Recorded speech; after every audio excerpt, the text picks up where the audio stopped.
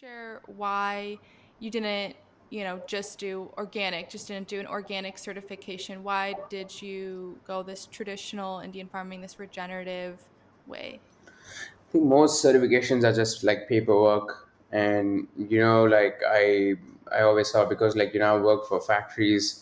I know how it works. It's just like a system you follow. You leave in the papers, but like what really matters is like for me, like it was intention. Like I can always make a paperwork right, but like am I doing the right thing? Like is it actually what it says it is? And yeah, that's when we started. Like, and organic farming is basically in India, like organic farms have been regenerative farms for like years. Like the idea of organic farming was a spin-off on regenerative farming.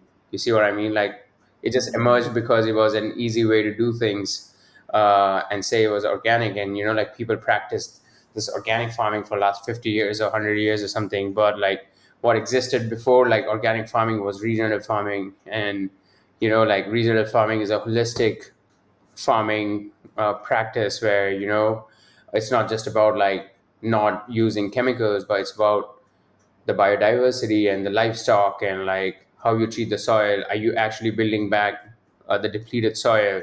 Are you giving back to the soil what you take out of it?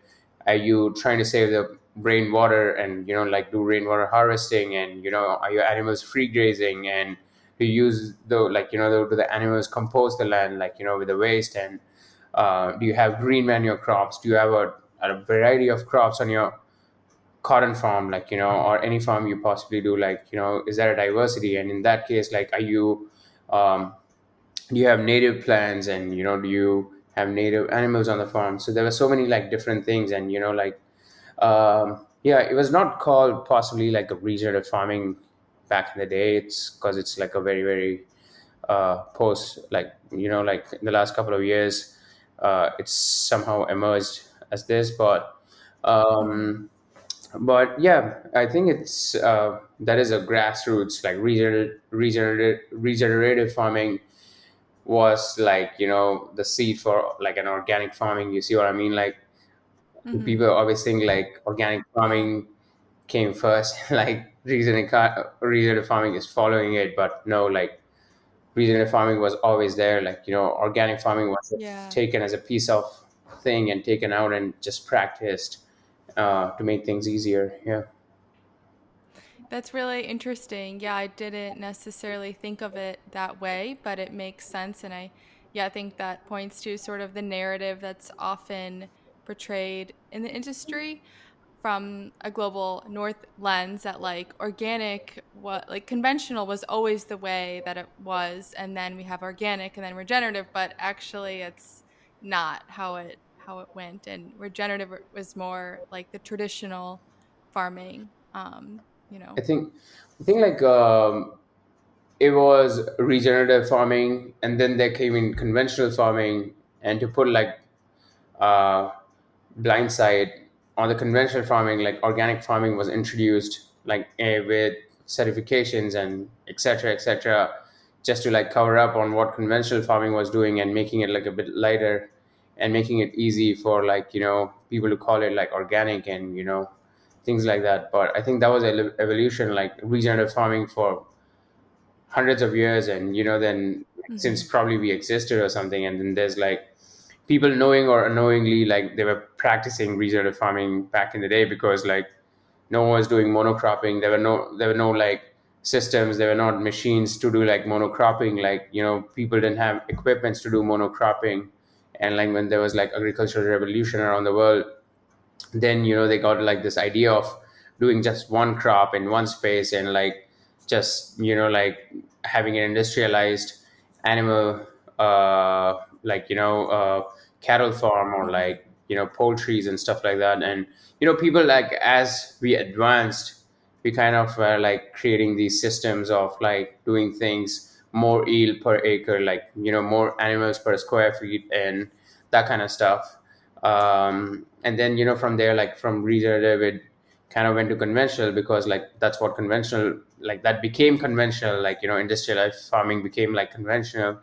And to cover Hmm. up on conventional farms, like the certifications and all these things, like came up and like, hey, what we can do is like we can make partly conventional stuff organic by if you follow just like these small changes, and just don't use chemicals and use this, but you can still call it organic. And then there's like a sudden awakening uh, among people, and like they're like, oh shit, what is this? Like, we were doing this, and we were doing regenerative farming back in the day, so this is it. Like, it's coming full circle, coming back. You make a mistake, and it takes like a few hundred years to realize, like couple hundred years to maybe like over 100 years to realize, like, oh, it's a mistake, and then you come back. So it usually takes like a couple of generations for like human beings to understand like the kind of impact they're having with the changes, and when they realize like it's happening this way, and now it's time, like for the next maybe like 50 years or something, things would go back, like it's going to be the transition back into the age old way of doing things. Mm-hmm. Yeah. And so, how does exactly the way that you're doing things at Oshadi, your supply chain, your approach to farming, contrast from the current so-called conventional or, mass-produced fashion supply chain or cotton supply chain? I mean, like there's so many aspects to it. It's so like it's different starting from the farm to the practices we have with farmers, like with the farms, like we follow all these principles we just spoke about, like Mm-hmm. the soil health, the multi crops, like the livestock, and like the water management and stuff like that. But then again, like cotton supply chain is known for exploiting farmers. Like it has this history of building up, relying on colonialism and slavery and stuff like that, and it's still prevalent that way. It's like modern day slavery that goes on, where like um, cotton is like harvested, and the cotton farmers basically take it to a big market, and the markets don't think like how much would the farmers need to cover up on the cost and make profit this season, but rather like it's controlled by like big mills, and they like have a buying purchase power because it's like a commodity in the market, and they say like, hey, no, this is what we can buy it. But what happens, like, no, this there was like a monsoon, like heavy monsoon, and we had a lesser yield, so the price of the cotton should go up, right? Like, no, but it won't go up. Mm-hmm. It'll go down because like the yield is low, and the spinning mill people, like or like the big mills would want to price it like high. So you see what I mean? Like they pay less money to the farmers, and farmers have not, like they don't have a way to go back and store the cotton, because like all the money they've invested in the last 6 or 7 months is in form of cotton, so they need like cash immediately to come out of that, like Mm-hmm. thing. So it's kind of a vicious circle of this like cotton slavery or things like that. It just keeps like continuing, and we just kind of broke that, and we were like, we are going to figure out like every season how much the cotton costs based on how the season's yield is per acre per year. Like we're going to keep doing that, and like as we keep doing that per year per acre and all that stuff, we did that for 6 seasons. It started working out. Like the brands were making profit of that. Like farmers were getting like at least 2 to 3 times more income than what they normally make.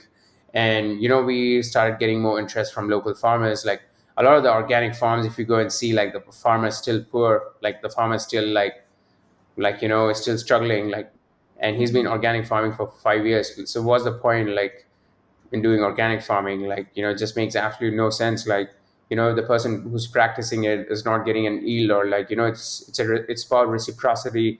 Like it's got to be an exchange. Like you're trying to do something good, and it's got to come back. And like until now, like through these certifications, etc., etc., like it was just like a paperwork, like, hey, I'm doing this, but like what's the impact? Like can you like tell us, give us like the impact metrics, like how many farmers have benefited, like what is their income level, have they become independent, have like how is the soil health, like what is the numbers on soil health, like have you seen increase in biodiversity, like what's going on, like that sort of stuff.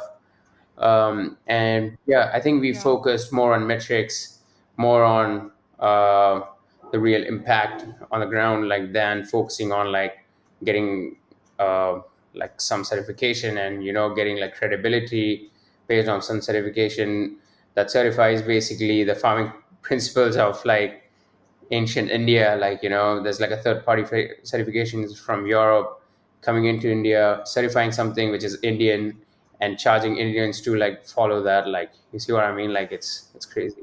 Yeah. Mm-hmm. Mm-hmm. Yeah. And something that is left out of a lot of conversations on sustainability or circularity is the ethics part, the equity part. And you touched on this, but I'd love to dive deeper into the people aspect of what you're doing. So, how is Oshadi redesigning the system to be more equitable for everyone in the supply chain? How is it considering the farmers and everybody? Yeah, like, like we don't have a fixed cost. Like, this is not like, let's say like the brand partners of course play a big role because they completely support it through these processes, because they get involved from the farming side of stuff. Like, they know like what's going on, what the yield per acre is. So let's say like this year it's going to be an absolutely crazy harvest. There's a minimum with the brands like promises that this is going to be the payment. So like if the farmers like have a bad yield, they still get like a minimum payment to cover up all their costs, and maybe giving them a little bit more from what's happened. But I think like fortunately that has never happened to us. Like, we since we've started like 4, 5, 6 seasons, maybe it's like 6 season now, I'd say. Since we've started, we always consistently have like normal harvest, and surprisingly this season, like this past season, we've had a really good harvest. But I'm just like waiting for that phase. Like, hopefully it never comes. But I'd know more like about that kind of thing, where we had like no harvest or less harvest, like if you had like maybe like a crazy drought or something like that. But like, um, coming back to like the people, they are getting like, the farmers normally would get about like $500 a year, approximately. But the farmers who work with us, they get $1,000. Uh, like, I'm talking about all the expenses, like, after all the expenses are done, like, it's a couple $1,000, like with the expenses and stuff. Like, they end up saving $1,000. That's like probably like 4 times more income, or like 3 times more income. And like all the farmers who worked with us, like, they are continuing working with us, like it's the third year. And like we have a strong support system where like with the compost, and we have people like basically like visiting farms literally every day, working with farmers to figure out like what's because like, so farmers are not educated on like regenerative farming thing. Like, what are the compost teas you're probably using, what are the pest repellents you need to be using, like what time of the year like they possibly spray these things. So there's so many things. Like, and we have a group of people like who we work with, and they are always on the ground trying to figure out, like meeting farmers, getting a record of what's going on, and like what they're finding, what's an hindrance in transition, and we kind of go and sort it out. So yeah, like, like overall, like it's a couple $1,000 per acre, uh, and plus, like, I think like in terms of income, I would say that. But other than that, like, we are just like walking with them. We don't demand things like certifications. We don't go to the brand. We don't go to the farmers and say that, hey, you need to like get this certification. Like, these are the list of things you need to take all these boxes. Like, that's not how it works. We go and we say like, like, I know you don't know how to do this, but we can work with you to get this done, and let's do it together. And yeah, I think that's how we do things. And like, also another thing we do very differently is like the harvest side, because like harvesting cotton, like, is it happens for or over a couple of months, like 2 or 3 months, basically. And um, in a normal farm, like, farmer would harvest the cotton and take it back home and store it there for like 3 months until the entire harvest is over. And it would go to the market, cotton market, and someone would buy that, like, in months. So the farmers cash are like held up for such a long time. Whereas like for us, like, we start incentivizing like farmers from the very very beginning. Like, we like with seeds, we providing them like uh, land preparations at a subsidized rate, and making sure like we pay for the harvest. So we have like a group of farmers who we work with who go and harvest stuff. It's all taken to like a warehouse we have, and it's stored like to make sure like the quality is consistent. It's dried in a consistent way. It's stored in a clean place. Like there's no contamination, and yeah, I think all of that stuff.